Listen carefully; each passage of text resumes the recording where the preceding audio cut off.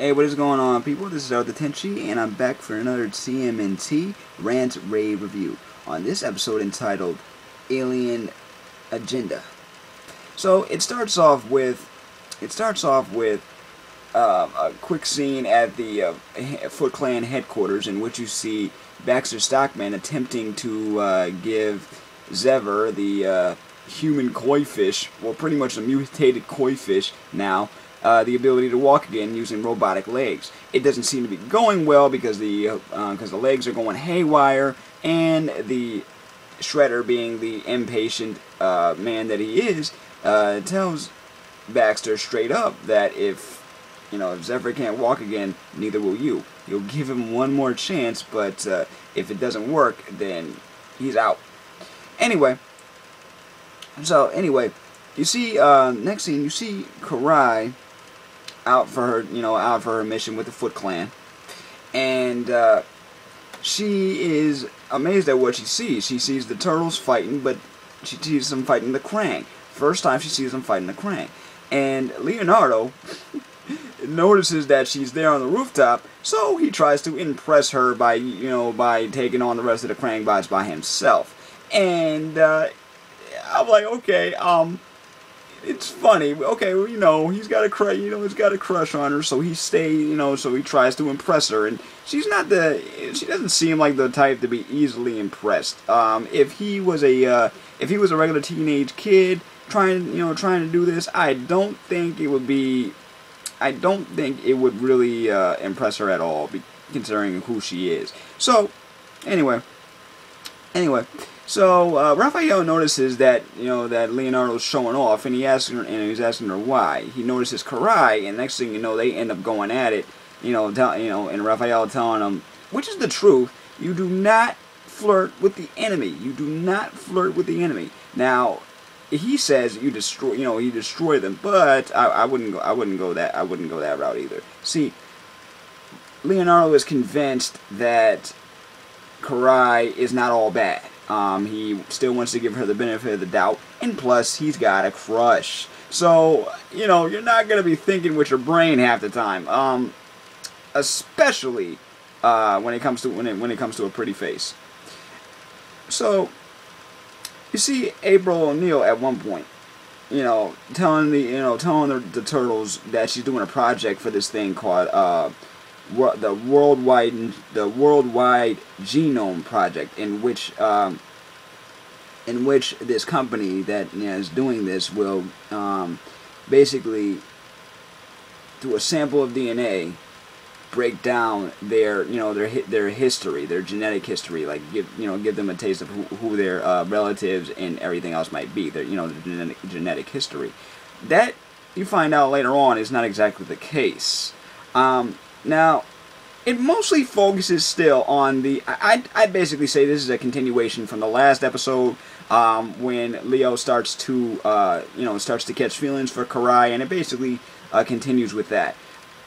Karai is curious about the Krang droids and everything, so it brings that element in, as well as figuring out the plan of the Krang. They have been collecting DNA.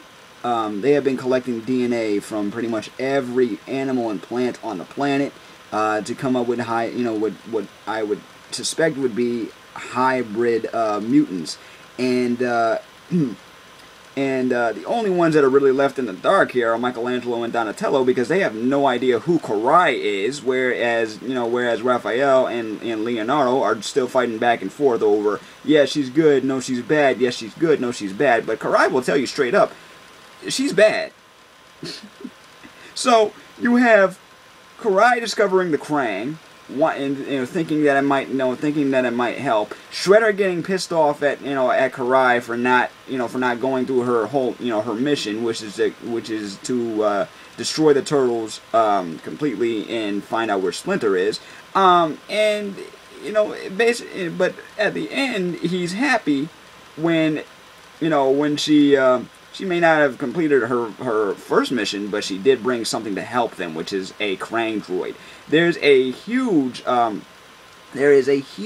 matter of explosions involved. There is a There is some pretty good, some pretty good fight scenes. The only thing I have to say, and this might be a huge spoiler, but I'm sorry, but when there's a scene where April gets, April's at school.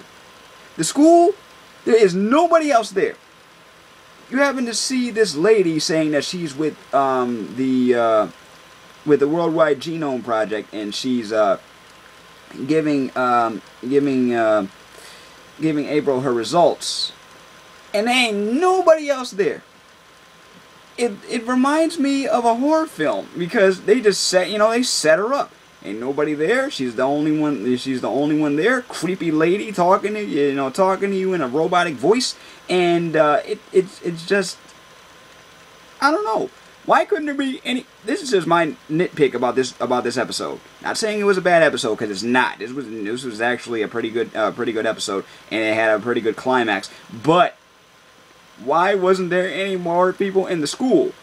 I know that they don't want to put too much emphasis on endangering people and whatever, but this is a school, and it looks like it's the middle of the day. You're telling me that there's not one other person, not even a janitor, in that school building at that time? Go figure. I mean, but they have all the rest of the elements that make a good episode. So I have to give this episode its props. Last week's episode, I would have definitely given it like a 8.5, 9.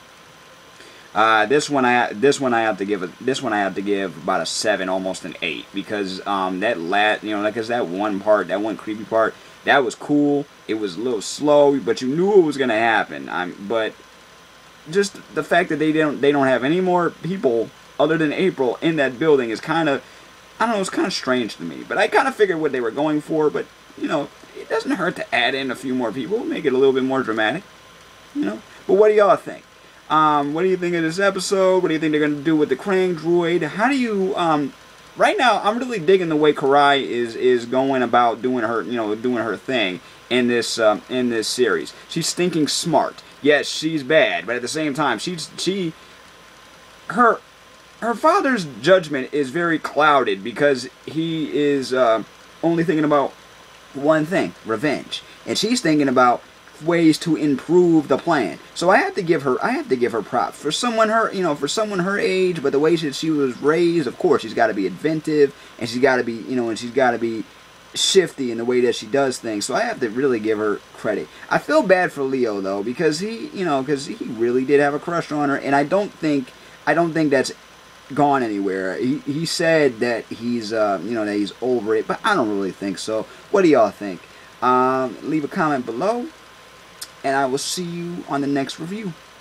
Peace, love, and never be normal.